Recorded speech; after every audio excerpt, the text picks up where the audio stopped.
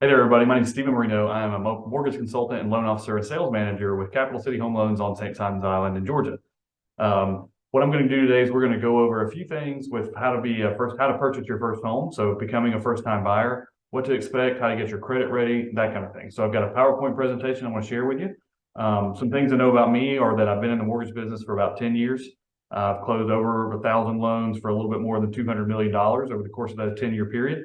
So I've helped a lot of families over the years, have a lot of experience with first-time home buyers, as well as people buying second homes, investment properties, building homes, refinancing, anything you can think of that goes with mortgage. That's something we do here. So what I want to do is go ahead and get started with this. If you have any questions during the presentation, feel free to type those in the chat and we'll get those answers at the end. And let's see what we got here. All right, so let's get this sharing started.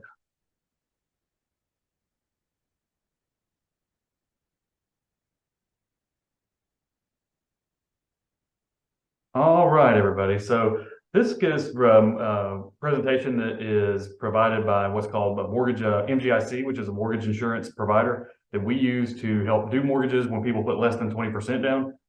So this is going to be something that's, we'll kind of discuss that, but let's go over kind of how you prepare, how you do credit checks, how you do a mortgage, how you do the contract, the whole thing. So let's click on through this and see where we're at here. Okay. So here's our agenda. So the first thing we're going to talk about is getting ready to buy a home. Then once you are ready to buy the home, so you've been pre-approved, you kind of examined your budget, how do you actually go about buying a home, right? So how do you do it? The next thing is, how do you get your mortgage? Well, how does that process work? Then how do you close on the loan? So you would close on the loan, close on the purchase of the property the same day at the same time, normally in an attorney's office or with a title company. And then once you purchase your home, what do you expect after closing? So how do you become a successful homeowner farther on down the line, okay? Now, at the end of this, if you want to submit your email to me, I can give you a workbook that you can use to take home to go through some of your own kind of journey with this. It'll help you learn some things and also keep a record of everything we've talked about. All right, so let's look at this first one. So getting ready to buy a home, the big thing is your credit. That's really the foundation of any mortgage application is your credit report and credit score. So typically lenders are going to be looking for at least a 620 score. Credit scores range anywhere from 350 up to 850. But really what we need to see is at least a score of 620 to be able to do this for you, okay? Now, how do you establish good credit? Really making your payments on time, not letting medical bills or any other bills go to collection accounts. So that means you stop paying on them and they get sold off. One collection account can drop a score 100 points. And if you have multiples, then that just continues snowballing and dropping scores even more. Another big thing of keeping your credit score up is if you have credit cards, which are important for credit scores, is not using more than 30% of the credit limit. So if you have $1,000 credit card or a credit card with $1,000 limit, you never want to carry a balance of more than $300. And you always want to make those payments on time. If you ever let a payment go 30 days late or more, that late payment is going to stay on your credit report for at least 7 years and will hurt your credit score and drop it. So you want to keep your payments on time, not use too much of your credit limit, not let bills go to collections. That's really the three key things. How do you improve your credit? If you have collection accounts, sometimes paying those off can help improve your score over the long term. Paying down your credit card balances can help, and keeping those payments on time will also help improve your scores. Now, if you have some real trouble with your credit, sometimes credit repair companies can help, but I do not recommend going online and finding some random credit repair company because most of those are just charging a lot of money for not a lot of results. We here have at Capital City Home Loans a partner credit repair service that's really effective. Those companies are always going to charge something because they're not doing it for free, but I have seen a lot of good results with those credit repair companies, well, at least the one that we use internally. Okay, so if you need some help with that, give me a call. I'll be more than happy to help with that. You can check your credit reports once a year at annualcreditreport.com. Now that gives you just kind of an outlay of what all three bureaus report, but they do not give scores. If you really want to monitor the tracking of your credit score, a website like Credit Karma is very useful. Now, Credit Karma is going to show you a score that's almost virtually certain to be score higher than what we're going to pull for a mortgage credit report. Mortgage credit scores have, let me back up. There's a lot of people don't know that there are at least 180 different types of mortgage credit or credit scores in the lending industry. And so mortgage credit scores are going to be different than what you're going to see on a consumer credit report. But when you do pull those and you keep an eye on it, you know which way your scores are tracking, which can really help you kind of improve your scores over time. Saving and budgeting. So this is a big thing too. So, you want to be able to budget. There's a lot of times people come to me and they say, what can I afford? Well, sometimes the number that they can afford on paper in a loan application doesn't really fit their monthly budget. You know, you might know that, well, I've got these expenses. I want to put this much money back for savings and retirement every month. So maybe that payment needs to be less than what you qualify for on paper. So knowing what you really want to pay is an important part of getting that done. Identifying your expenses, you know, you have current expenses that are such things as power bills, regular payments on debt, you know, like internet, whatever it is you're paying. And once you buy a home, you're not only going to have those, but you'll also have property taxes, which are generally built into your mortgage payment. You're going to have, you know, mowing the grass, taking care of the house as things tear up, or improving the home. So there's a lot of things that can change that you need to keep an eye out for. Putting that budget in writing is a good thing to do, so you can really see those numbers on paper. So you're not just kind of guessing at them, you know, really put together a spreadsheet or whatever it is to show this is how much I pay on my credit cards, my car loan, my power bill and everything, to see, you know, really what does my take home income look like, and am I budgeting for a correct, comfortable number for myself. And making simple, logical choices, you know, you really just want to stay, you know, be smart about what you're doing, you know, and use a financial professional or mortgage consultant such as myself to be able to kind of guide you through this process. It's really important to do that and to have somebody that knows the business that can really help you go through that. Okay. So if we're going on further down here to our next slide, let's see. So skipping a little too far forward. So pre-qualifying for a mortgage. So how do we do that? Let me grab a sip of water. So one of the big things with this is getting in touch with a mortgage professional. You know, what we're going to do is we're going to pull your credit report. I'm going to look at your income, I'm going to look at your assets, look at what type of mortgage you can qualify for, what type of property type. All those things come into play when we're pre-qualified for a mortgage. What I'll help you figure out is, you know, what payment can you afford, and then also what type of monthly payment you want, and how much can you put down. Those are the three things that really kind of hone in that number as to how much of a house you can afford. And that's a big part of it. So once we start talking, we'll kind of put that together in a custom way for you. As far as the documents you may need to provide, generally we're looking for tax returns if you're self-employed, W-2s if you work for a company and you're salaried or hourly. We're looking for a 2-year employment history, paycheck stubs, statements from your savings and checking account, copy of your driver's license, things like that. Now, a big misnomer is that you have to be on the same job for 2 years, which is not true. We really just need to have a 2-year history of working, with some exceptions to that rule. But you can be on your current job. You could have just started your current job. And sometimes we have people that aren't starting their new job until the day of closing. So there's a lot of misnomers in the mortgage industry about that. Okay. Next thing is buying your home. So how does this work? You know, you want to consider what are your must-haves versus your nice-haves. You know, sometimes people think, well, I got to have a big yard. I got to have 5 bedrooms. I got to have 3,000 square feet or something like that. But really and truly, when you look at the market, is that a property going to be something you can afford comfortably? So that's something you want to consider, like what do I really have to keep my family happy and to live every day, and what is nice to have that maybe I can tack on if I can find the right property. You want to consider where you want to live, what neighborhood you want to be in, how much of the property taxes, which are generally going to be a part of your mortgage payment. How old is the home? Are you going to have to do a lot of repairs once you get it? And the insurance can be more costly because it's an older home. How much is the power bill? You can call Georgia Power. You can get an average power bill for that property just by giving them the property address. You know, condition and maintenance concerns ties in with the age of the home, you know, things that may be right or wrong, and you want to get a home inspection during the process, and the size and the space of the home. We've already kind of covered that. So who helps you buy a home? You know, a lot of people come in and they've called 5 different real estate agents because they've seen 5 different yard signs. Really, that's not what you want to do. You want to identify a realtor that will be your buyer's agent. What that means is you're not paying for that realtor services. The seller will pay for the commissions for all the real estate agents. So what you're really doing is you're going to get somebody that's on your side that negotiates on your behalf. If you have a property that's listed for sale and you go to that property, that owner's agent, that agent is legally bound to represent the seller. And so they're going to do everything they can for that seller to get the highest price, the best terms and everything. So you want to have your own buyer's agent that's going to negotiate for you and make sure that you're getting the best deal and meeting all the parameters of the loan and getting a good contract as well. Be clear with your realtor on what you expect, you know, what kind of property you're looking for, how you expect the service part of it to work, all those kind of things is important too. And then also a loan officer like me. So I help you with the pre-approval. I work hand in hand with the realtor, the appraiser, the title company, everybody to get your loan closed and get it done in a timely fashion as well. Okay. So when you're making an offer, you know, this is something that realtors are really going to be the expert at, but I've been doing this long enough that I kind of have a good idea of how to do it. You know, you look at what influences the amount that you offer. Well, that's going to really come down to, you know, you look at the list price, you look at the market. Is that house listed where market is? Is it a seller's market or a buyer's market? If it's a seller's market, you may have to pay list price. If it's a buyer's market, you may be able to get a discount. And sometimes, and there's all manner of in between that too. So that's something that your realtor can really help navigate that local market to where you are, where you're looking at, because there's not even, like here in Glenn County, there's not just one Glenn County market. You have St. Simons, you have Sea Island, you have Brunswick, you have the Outerline County areas. And even inside the city of Brunswick, there's different markets from street to street. So you really have to have an expert local to your area to help you figure that kind of thing out. Contingencies. What that means is most of the time, if you have a financing part of your offer, then you're going to have a contingency for, say, 21 days to get an appraisal completed. And if the appraisal comes in low, you can renegotiate. You may have 21 days or 28 days to get your financing sorted out. And what that means is that from the time you sign the contract until that 28-day period expires, you have time to get all your stuff done for your loan, for your everything, inspections, and all that. And that's a lot to consider, but it's very important to have an expert on your side to help you figure that out. And if you need a local realtor for anywhere in this area, I can certainly recommend them for you, okay?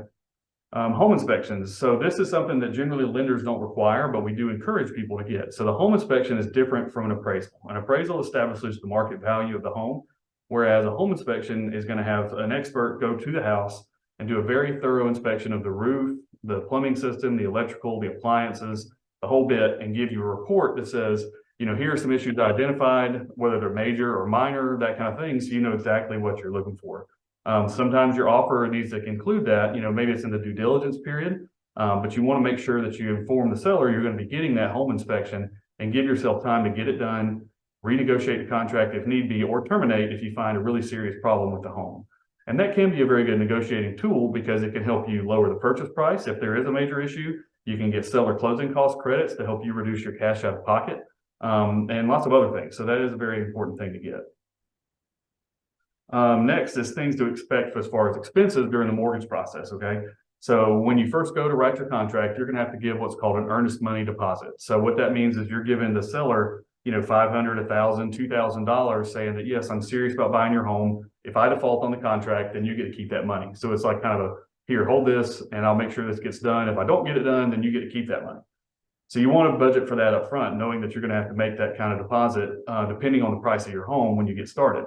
A home inspection is going to be somewhere between $300 and $500. An application fee, we don't charge that at Capital City Home Loans, but there are some lenders that may charge you an upfront appraisal or application fee. We do collect an appraisal fee up front. That's typically around $500 depending on your loan program. That's the only real upfront non-refundable cost that we'll have as a lender, because once we pay that appraiser, who's a third-party vendor, that money's gone. We have to pay him or her for the work they've done. At closing, you're going to have your closing costs, which are things such as attorney fees, bank fees, mortgage taxes, property taxes, first-year homeowners insurance, and escrow deposits. So those can add up to a fair amount of money. Minimum you're looking at $4,500 to $5,000. And then once your purchase price starts increasing, $200,000, $300,000, $400,000, $500,000, $600,000, then those costs are going to increase along with that loan amount and purchase price. So there's a big variable in there. Some people say use 3% as kind of a placeholder for that expense, which can be right and sometimes can be wrong. It just depends on really the loan amount and purchase price. So you want to talk to a mortgage consultant before you really get ready to make a move on a house, so you know what the expenses are going to be, okay? And that's also in addition to your down payment. Now, when you go to get your mortgage, one thing you want to know is that your monthly mortgage payment is not just the loan principal and interest payment.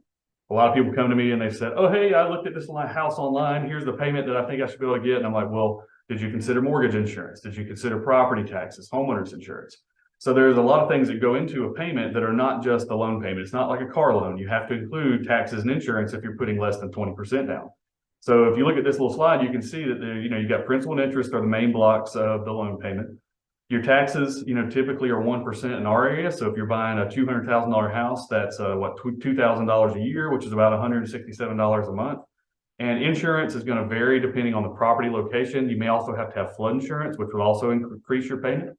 Homeowners insurance is going to vary somewhere between $1,000 and $2,000 a year, depending on the property. And flood insurance can be anywhere from $600 to $1,200, depending on your flood zone. So generally what we do is we take that total and divide it by 12 and tack it on the payment. So make sure to include that. And if you need a good mortgage calculator that can help you figure those payments, I have a mobile app I'll be glad to send to you. Types of mortgages and home loans, typically the most popular is a 30-year fixed rate. That's pretty much what we do for most people. But there's also such things as 25-year, 20, 15, and 10-year fixed rates. So you can shorten the amortization period and get a lower rate typically for those mortgages. Of course, payments are going to increase the shorter the payment period is, or the repayment period is, which is what's called an amortization schedule. We also have some what are called non-fixed rate mortgages. Those are a little different. A lot of times they are 30-year notes, but the rate's only fixed for 5, 7, or 10 years. So after that 5, 7, or 10-year period, the rate would start to adjust, and your payment will adjust along with that rate. So if you ever decide or somebody tries to sell you one of those, you want to make sure you understand exactly how that works, what the max payment could be, what your rate could go to in that period of time, okay? Down payment options. So this is, when you're looking at buying a home, there's a very large range of down payment options. There's some loans we can do for down payment assistance that may be as little as 0% down, and you're only responsible for the closing costs. Typically you're looking at a 3.5% to 3% minimum down payment, depending on what type of loan that you use. So really it's important to talk to somebody and see, what can I qualify for? And if you are going to put less than 20% down, you're going to have some type of mortgage insurance and or funding fee on your loan, which is just part of insuring the lender in the event that you were to default at some point. The lender would get part of their investment back. So, this is a risk-based business.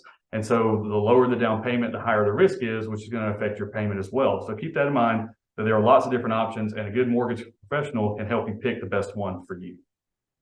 Private mortgage insurance is different than homeowners insurance. Okay, so mortgage insurance, again, is an insurance policy for the lender. It helps you put down less money than what you really could have to. If we didn't have mortgage insurance, everybody would have to put 20% down.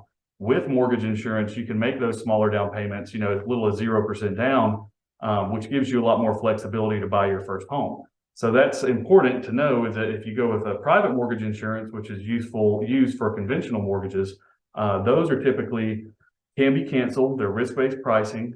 So meaning if your credit score is high, your down payment's pretty good, your debt to income ratio is low, you're going to get a better premium than a low credit score and a higher debt to income ratio with a small down payment. So that's something too that there's 6 different mortgage insurance providers in the country, and each one has a different way they price that mortgage insurance. So using a real true mortgage professional will help you find the best mortgage insurance you can find. And it's not always just monthly insurance. Sometimes we do things that are called a single paid mortgage insurance premium. So there's also something called lender paid mortgage insurance premiums. So there's different ways to structure that to get your payment where you want it and get you the best bang for your buck. Fair homebuyer rights. You want to know about what's called the Fair Housing Act and also predatory mortgage lending. The Fair Housing Act means that, we can't discriminate based on age, sex, national origin, things like that. So if, a lot of people, especially older folks, will come to us and say, well, I know I can't get a 30-year mortgage because I'm already 60 years old, which is not the case. We do not discriminate. We cannot make our loan terms based on any of those prohibited demographics. So, you want to make sure if you do run into something like that, you report that to the Consumer Financial Protection Bureau, okay? Predatory mortgage lending, that's not a lot of that goes on these days, but there are people that can take advantage of you, try to put you in a loan that maybe is not the best for you. So if you feel uncomfortable with your loan provider, please, take a second look, get a second opinion, get somebody else to look at it before you, commence that loan, okay? During the mortgage application, again, we already kind of covered this, but these are some of the things you may need to provide for the application. Typically, I take applications online, pull a credit report, call the applicant to go over everything, and then gather some documents. So these are things you'll want to start go ahead and preparing, okay? And we want to make sure we get good printouts of these. We can't take screenshots off your mobile app on your phone. We need to get a full PDF document of that. So be prepared to, there's a lot of paperwork involved in these, and so you want to be prepared for that up front so it's not a big surprise. Let's see. Things we'll provide to you at the initiation of the loan is a loan estimate, which will outline all the estimated terms of your loan, whether or not your interest rate is locked or not, the type of loan you have, how much cash to close is expected at closing. And then a commitment letter, that just means that we're committing to this rate for you for the future. It's locked in for 15, 30, 45, or 60 days, which means your loan must close in that period of time.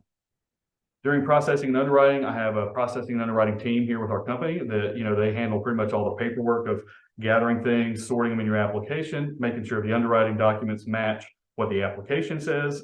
And once we get the loan to an underwriter, the underwriter reviews all your documents, all the application data, your credit report, and everything. They'll come back to us and say, okay, the loan's conditionally approved subject to X, Y, and Z conditions.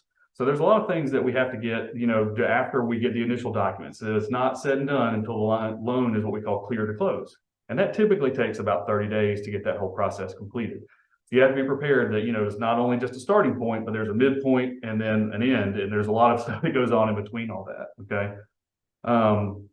And so once we get everything done and we're ready to close your loan, we give you the loan approval and we get ready to close the loan with an attorney's office. So how do we go about doing that? This says what to bring as a proof of homeowner's insurance. Typically, we'll have that well in advance of the loan approval, so you don't need to worry about bringing that to closing. And a certified check is kind of outdated too. Really, most attorneys are going to want a wire. So that means you have to go to your bank, give them the attorney's wiring instructions, and send the money directly from your account to the attorney's office for disbursement. Sometimes you may have a family member who's donating the gift funds or donating gift funds for you for down payment, and they would go through the same process. So be prepared to send a wire a couple of days prior to closing to cover your down payment and your closing costs. During closing, what we'll do is we'll meet with an attorney's office, typically one of 3 or 4 here locally that we use.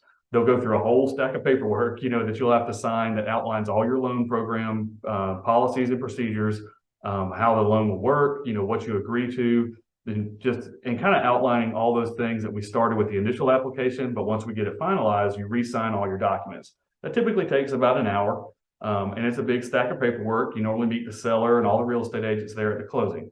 And once all that's done and the loan is fully funded, then everybody gets their checks for the seller, you get your keys, and you get to move into your home.